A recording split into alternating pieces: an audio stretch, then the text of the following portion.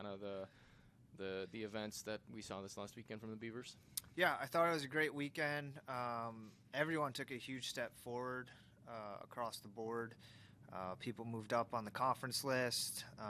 We had people running PRs, season bests. So overall, I thought it was a good weekend. It was some great weather down there, so I think that attributed it a lot to the really good performances that we saw. Talk about Leif Nelson. He finished second in that javelin throw the week before, and then he comes out and takes first place with a longer throw overall. What went into him having that big successful weekend? Yeah, I think just his preparation, his hard work. He's a student of the sport, so he really works with Coach Gus really well and goes over film and technique.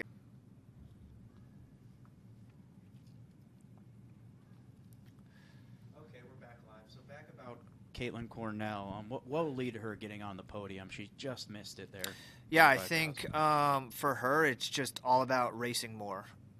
Getting that experience. A year ago, she was running almost a minute plus slower than she ran on Saturday. So I think you're just getting that experience, getting that collegiate competition, and every race taking something away from it and saying, hey, this is what we need to work on. This is where our strengths are, and we need to keep obviously using that to our advantage. But she was probably, her and the rest of the crew that ran the 5K, that's probably the one race where the weather did not play to our advantage, because they were outside all day. It was in the upper 70s, so it's even harder on the track. So to run a long distance race like that, you never know. Some people respond really well to the heat, some people don't. But I think it was a little draining, for all of them, all three ladies that were on the track at that time. But she did a great job, and I think next time out, I know she has high expectations and high goals for herself. So I have no doubt that she'll improve upon that time, and similar to the others, climb the conference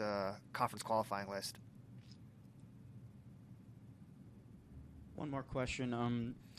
What kind of transition or kind of changes have you seen from the indoor season to the outdoor season amongst your team? You've had some good finishes that continue from the indoor, but what have you seen for the overall team? I think it's just a level of excitement, because we had around this time last year, we were not competing, whether you were a senior in high school or you were a returner on our program. So I think it's just a level of excitement.